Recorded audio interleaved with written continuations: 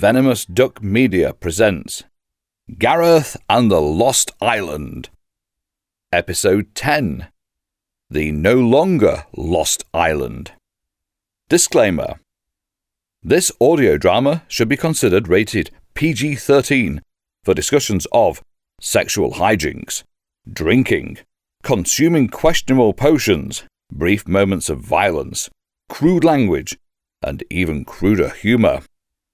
Please use caution when listening in public, as this story may cause audible laughter. Venomous Duck Media is not liable for any strained abdominal muscles you may receive while listening, or the strange looks you might get from other commuters. If laughter persists for more than 4 hours, seek immediate medical attention.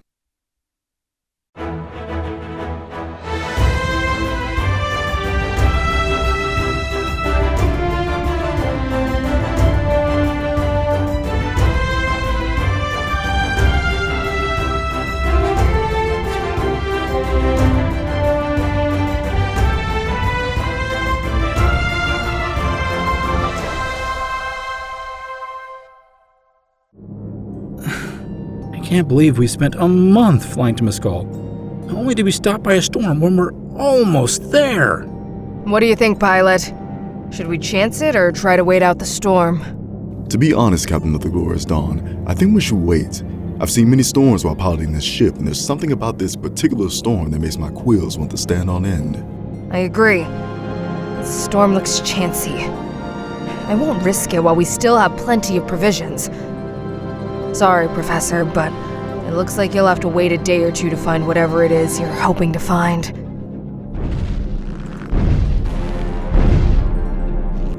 Hey, Captain, what's small, gold, and flashes red a lot? Sheldon, I don't have time for riddles right now.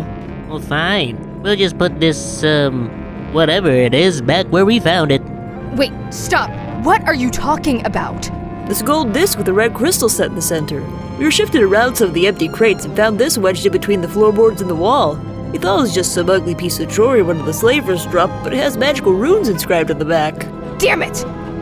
Professor, see if you could translate the runes and find out what that thing does. Hand it over, Sheldon. That's odd. These first runes are just a simple lighting spell. It's what's causing the crystal to glow every so often. The second set of runes are part of a spell used to enact a bonding ritual between like items. But I have no idea why you'd want to bond two gold discs together. It's not like you could use them to communicate or anything like that. The lighting spell is even woven into the binding ritual, making it so the disc would only be able to stay lit if it was near its mate. Kind of a dumb design if you ask me. Unless that's exactly the effect they were looking for. I think we're in trouble. It wouldn't be hard at all to use a pair of these to track someone. And the closer you got, the quicker the crystal would start to flash. That explains why it keeps flashing quicker ever since we found it. Professor, throw that thing overboard as quick as you can! Right. Ugh. Pilot, hand me the spyglass and then tell Izzy to fire up the Etherium furnace and to be ready to burn whatever Etherium we have on hand. Engineer of the Glorious Dawn, stand by for emergency full Ethereum burn. Life-threatening mid-air emergency? Must be Tuesday. Flaming dragon shit! Pilot, take this and tell me what you see. I saw what looks like a destroyer with 3 frigates as escorts. None of them are flying any sort of colors that show what country they are from. It seems as though the pirates have found us again. Sheldon, man the cannon!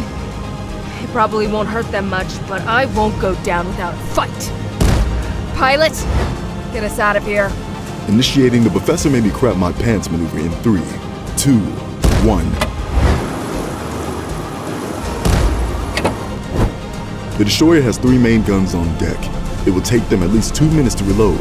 However, the frigates will be in range long before that. What in the hells are you people doing up here? I haven't been thrown around the sickbay that much since the weekly orgies back in med school. Question withdrawn. Doctor, get Tish and Henry down into the engine room with Izzy. It's the most heavily reinforced part of the ship. And the Quaquaur shoots.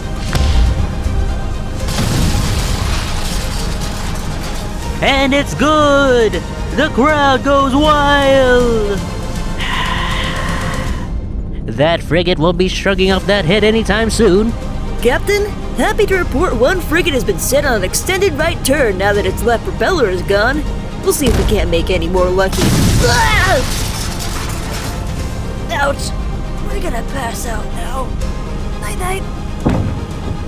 Our cannon took a direct hit and Sheldon's out of the fight. Get us out of here, pilot! I am attempting to do so, Captain of the Glorious Dawn. We will need to repair the tear in the main cell if we wish to get enough speed to outrun the remaining frigates. Never mind. The new like of a main mast shifts repairing the main cell to the bottom of the minis list. If we can't outrun them, you're going to have to outfly them, pilot. Professor, now would be a really good time for you to pull another mysterious, magical miracle out of your...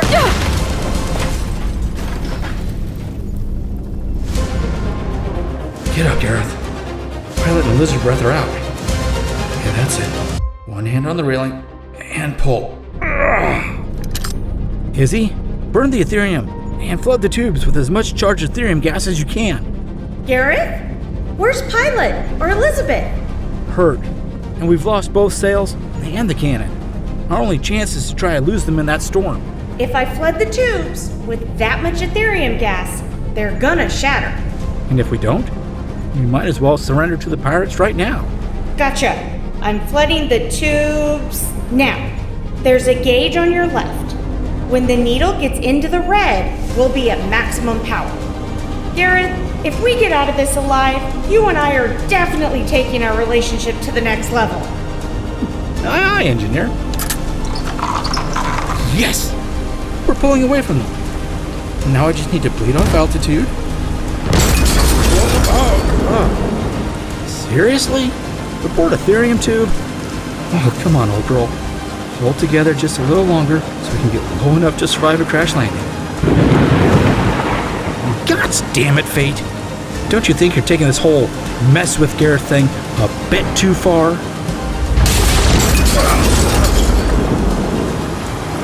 Guess not. Meanwhile, in the engine room, Don't worry, Tish. Gareth will find a way to get us to safety. Brace for impact. Shite!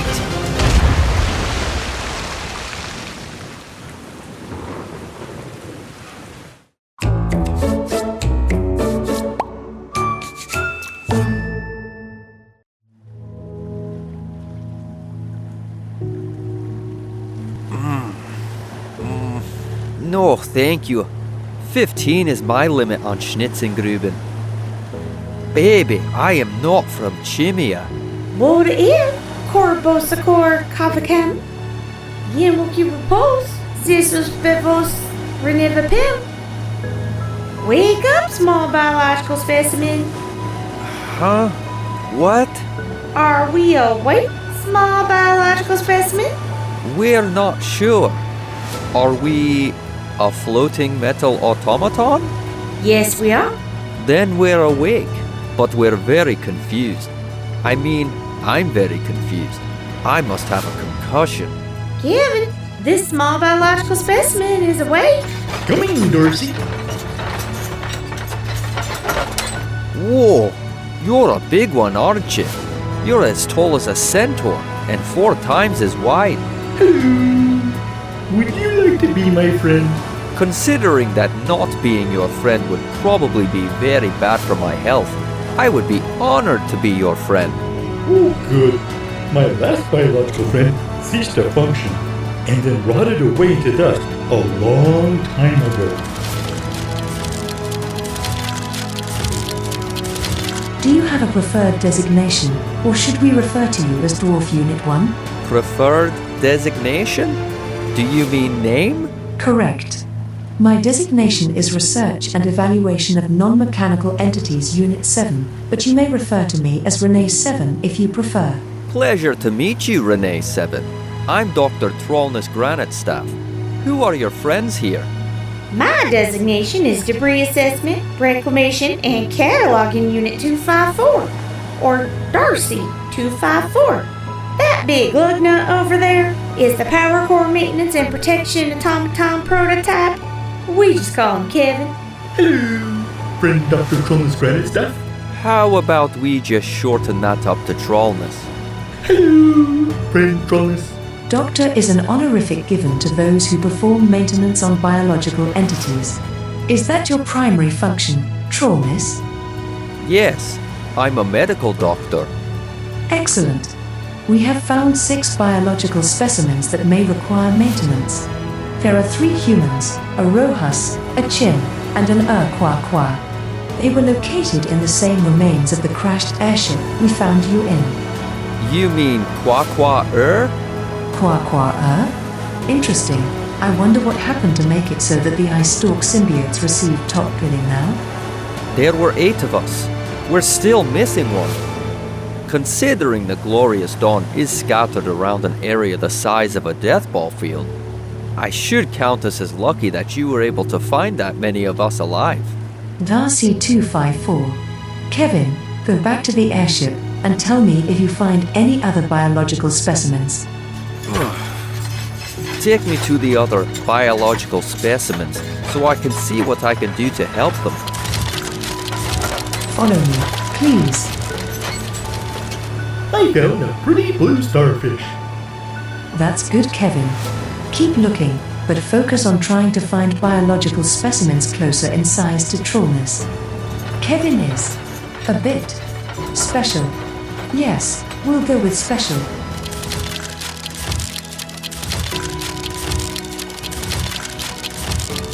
I can see Pilot, Elizabeth, Tish, Izzy, Sheldon, and Henry. We're still missing a human male. Meanwhile, back at the crash site... Darcy, I think I found something. What'd you find, Kevin? I think I found a Mescallion. Kevin, the last Mescallion left the island nearly 13,000 years ago. He looks really good for a 13,000-year-old biological. Kevin, what makes you think he's a Mescallion? He has pointed ears and an active DM signature. A really big DM signature. Your DM sensor was damaged in the blast that... it was damaged so bad that you can barely detect a fellow automaton. You weren't exaggerating, my friend. I'm measuring an 8.1 DM signature coming off him.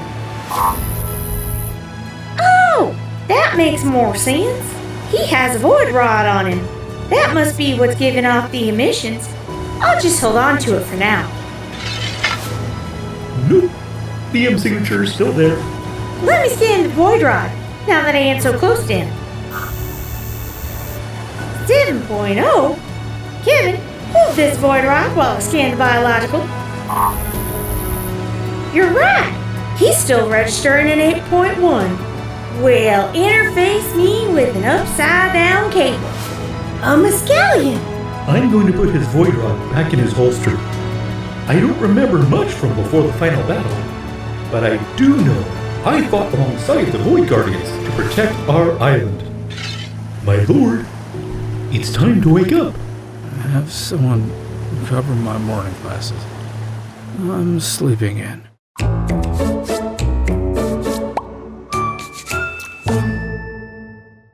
Any idea why the human-shaped automaton keeled over like that?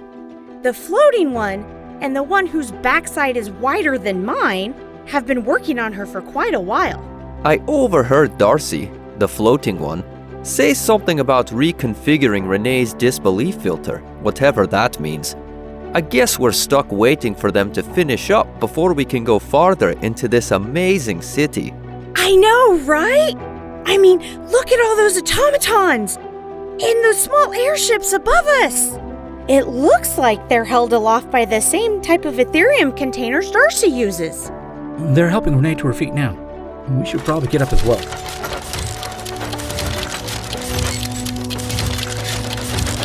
Please come with us. Central will want to meet with you. Who or what the hell is Central? Central runs the island and is tied directly to the main data crystals. He'll know how to help y'all. It's not like we have anything else to do, lizard breath. Fine. For now, I'll trust these contraptions. I hope we're not walking all the way there. This city is huge. Of course not, Lizard Breath. Darcy 254 signaled for an air taxi before she brought me back online. What did you call me? Her name is actually Elizabeth Morgana. Lizard Breath is just a name Izzy uses to let her know that she's angry or upset with her. I see. One formal name and another for when she is annoying. I understand. Thank you. As I was saying, Lizard Breath, an air taxi should be here momentarily. Darcy 254 requested one big enough for everyone but her to ride inside. Are you not coming with us, Darcy? I am, but I prefer to attach myself to the outside of the air taxi. It's a much more exciting ride.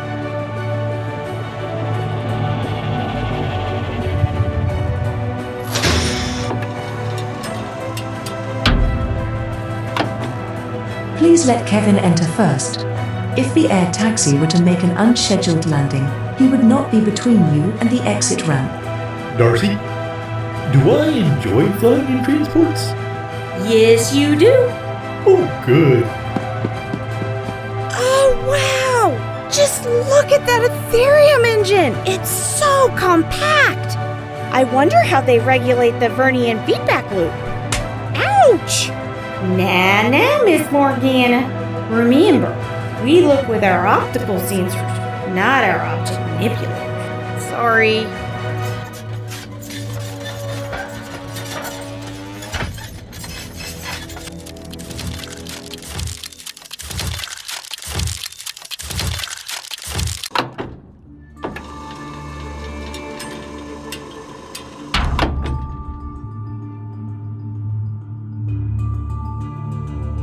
Gareth, everything's dead in this city. Henry is correct in his assessment. There is no plant life in the city. What happened? They called it the Blight. It was released against Mascul during the final days of the Wizard War. The Blight was the reason the Mascolians tried to flee the island 13,000 years ago. The Second Great Apocalypse. This Wizard War must have been what was responsible for wiping out half the life on Hadronis. What exactly was the Blight? The Blight was a magical plague created by the Council of Wizards to end the war they were fighting with the people of Mascul. It was designed to destroy all life it came in contact with and then die out itself after a few days. The Wizards, in their arrogance, never considered the plague might mutate and managed to leave the shores of Mascul. Why would they do that? Why snuff out all life on the island and risk killing everything on Hadronis? Like almost all wars that have ever been fought, it boiled down to greed. And just like those wars, religion was the excuse used to sway the masses. The Wizards had gained power over most of Hadronis by being the sole suppliers of magics and the supposed chosen of the gods. They influenced the various religions so that not only was science frowned upon, the mixing of magic and science was labeled pure heresy. The Wizards were furious when the people of Mascul refused to bow down to them, and then showed that they were capable of magics the Wizards had never dreamed of. To make matters even worse, the Mascolians had created us, the automatons, beings that exist only through the marriage of science and magic. Once the Wizards discovered our existence, they branded us demons to be destroyed at all costs. The Mascolians refused to give the Wizards their secrets.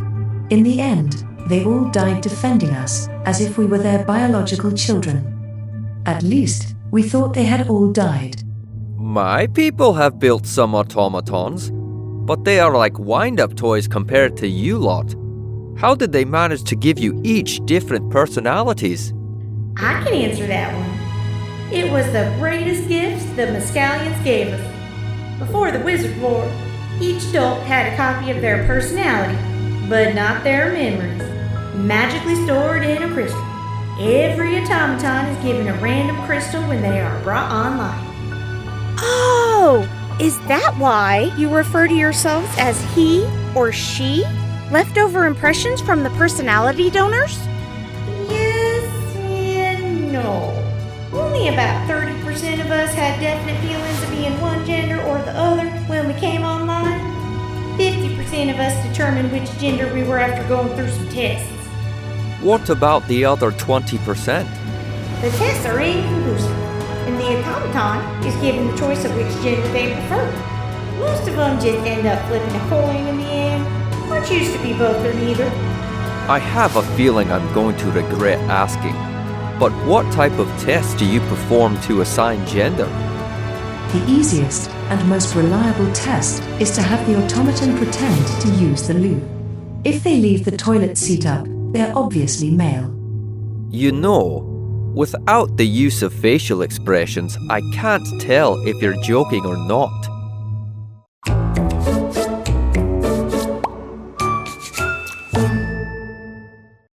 Central is housed in this building.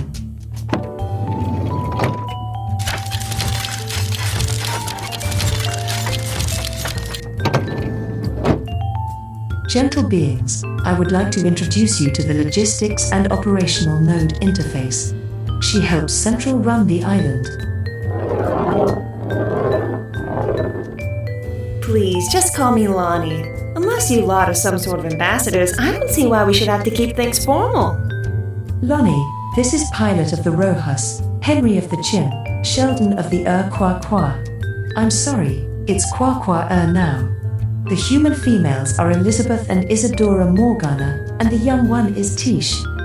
How do you balance on that one big ball to move around? The same way a biological would. Plenty of practice with lots and lots of falling down in the beginning. Finally, we have Gareth Mintel. Central will want a blood test to confirm if this young man is who he claims to be. It would be quite the morale booster for the automatons to learn the Mintel line lives on.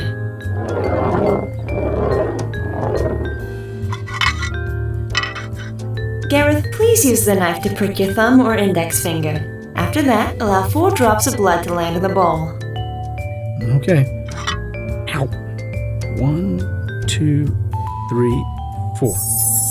Is the bowl supposed to glow like that? Yes, that's normal. Now let me place the bowl in the interface disk. The results should be instantaneous. That's not possible!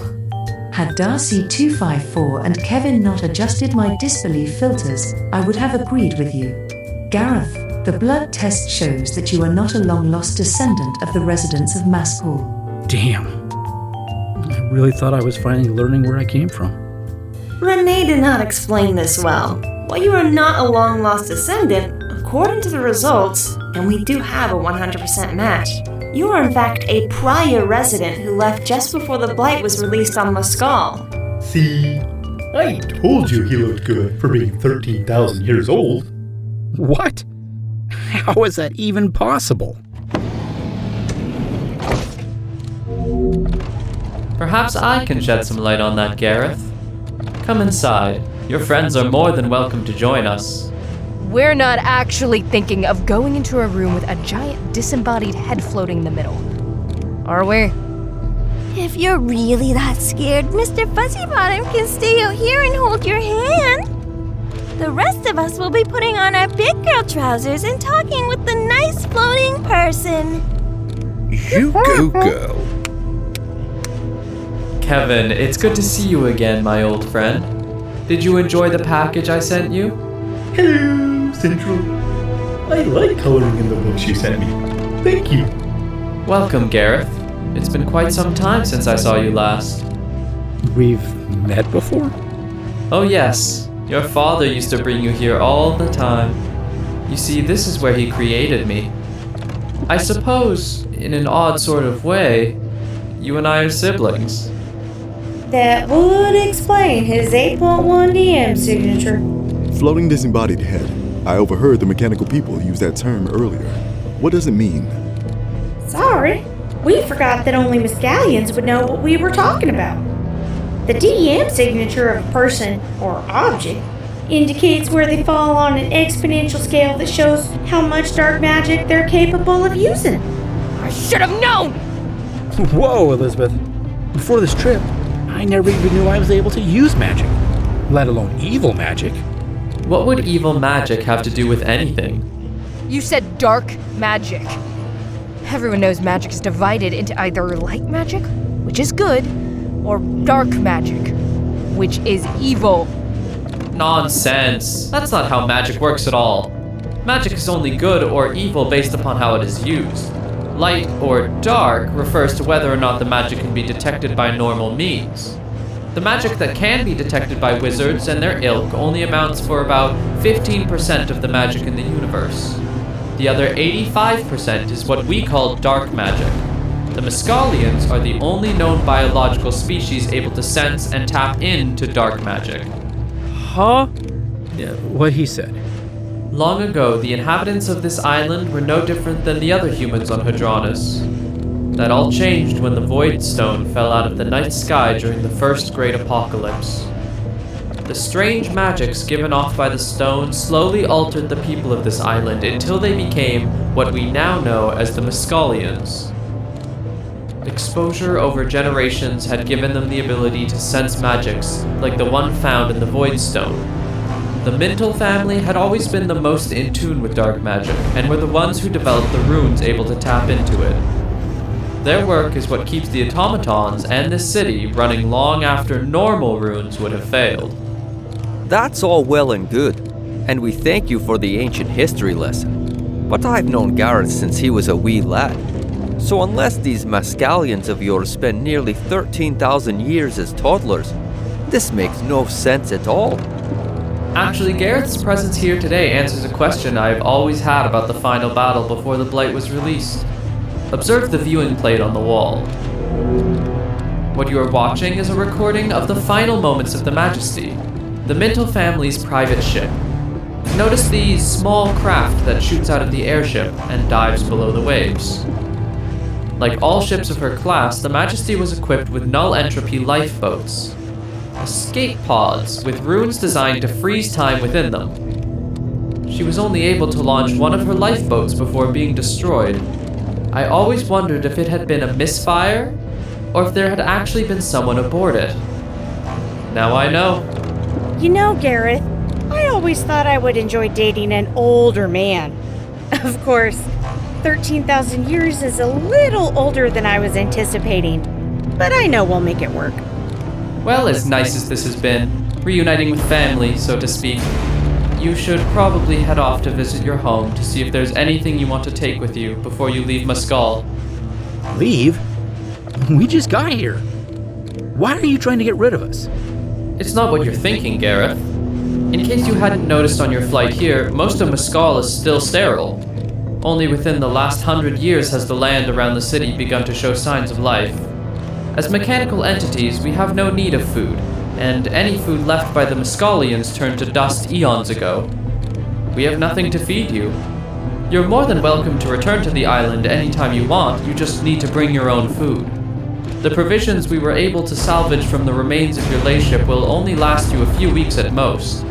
Thanks for reminding me that our ship was destroyed. Just how exactly are we supposed to leave this god's-forsaken island? Well, I was somewhat expecting you would use the experimental battleship that is sitting in a null entropy dock at the moment. We would have used it to travel across Hadronis, but it requires a Mescalian as captain to bring it online.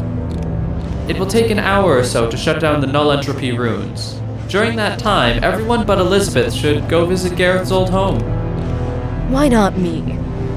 To be perfectly honest, Elizabeth, exposed mechanisms are so last millennium. I thought you might like an upgrade at a salon nearby. You see... You're kidding! You can actually do that? Of course we can. I'll catch up with you guys at the dry docks. Violet and us will head to the dry docks right away. We can't wait to get our eyes on our new ride. What? Still no laughs?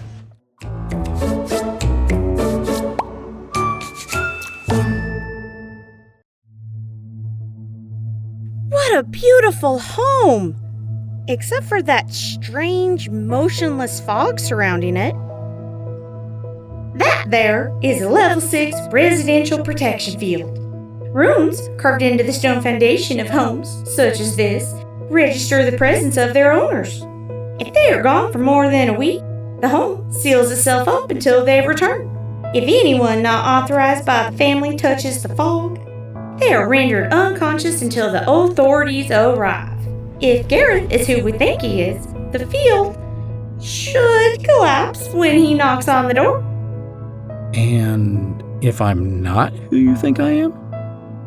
We're mostly certain we figured out what the police did to revive trespassers, so you should be reasonably safe. Okay, nothing ventured and all that. Really? I couldn't resist. Plus, I figured if this is my family home, I probably got my sense of humor from whomever lived here. Come on, let's head inside.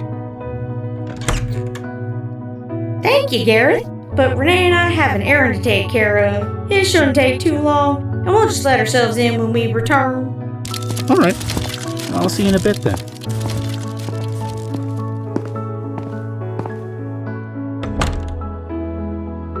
So, how does it feel to be back here? Strange. I keep thinking I should feel some sort of attachment to the place, but I don't. Nothing seems familiar. Gareth, come to the study at the end of the hall. I found something.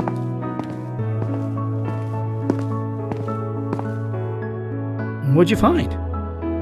Take a look at the large book on the table here. In fact, have a close look at this page. I recognize the wee lad in this picture.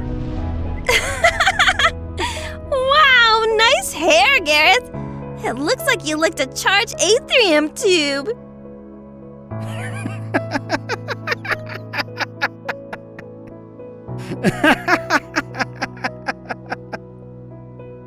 It wasn't that funny. Why are you laughing so much?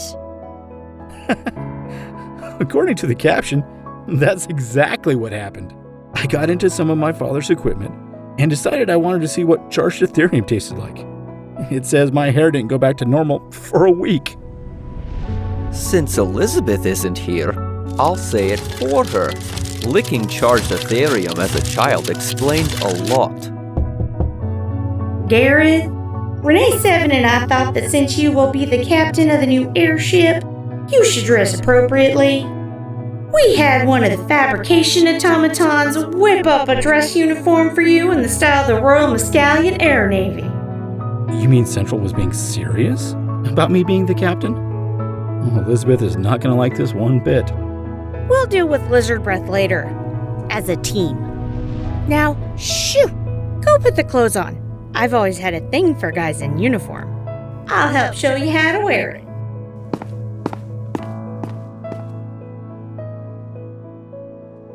Where do you think you are going, Miss Morgana?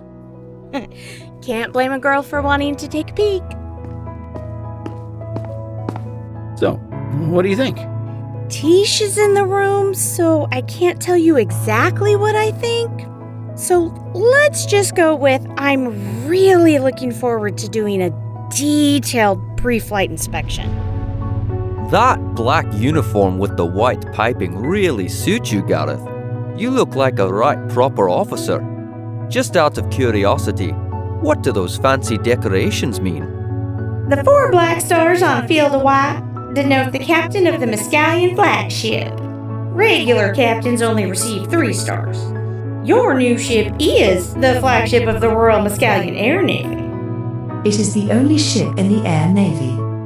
And, therefore, the flagship. Fine, fine. My son's a senior captain. What does the fancy symbol on his neck mean? From what Darcy tells me, it's sort of like a Mescalian coat of arms.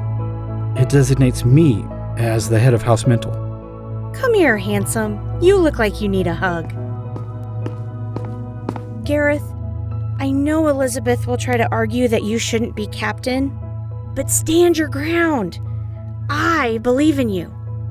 Just so you know, if she somehow manages to win over the rest of the crew, you're still keeping that uniform. I can't decide if that uniform will look better on you or on the floor of my cabin. What's that thing? This little fella is part of a network of surveillance automatons we have stationed around the island. It seems as though the pirates that destroyed your last ship are still in the area. Spider Eye 7685 says he saw a small two-man dirigible cross the storm boundary. Once it saw the island, it turned tail and took off like someone was trying to lubricate its chassis with the wrong type of oil. Gareth, we need to get you to the dry docks as soon as possible. The experimental airship is the only air defense we have. The pirates would soon learn the range of our land-based weapons and simply fly higher. They could bombard Mascul from the air with impunity if we don't launch the ship soon. Nothing like on-the-job training. Let's go find the others.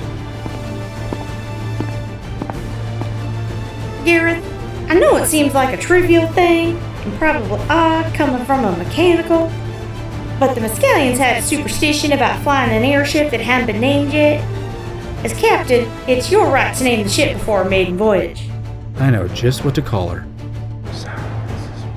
I'll have that passed along to the dry docks while we're on our way in a taxi. Darcy 254 let the others go on ahead for a moment. I wish to speak with you alone. Go on. I am still not sure we made the right decision in keeping the information we discussed from Gareth. We agreed that it would be too much for him to process in such a short amount of time. With the pirates attacking, it makes even more sense not to overload him. You are correct, but you know that we will have to tell him eventually. The other automatons would melt us down for scrap while still online if we don't. Of course we'll tell him. We just need to wait until after this crisis is over. Then we'll tell Gareth that the last senior captain to wear the Diamond Star Burst was his granddaddy, King Yanto.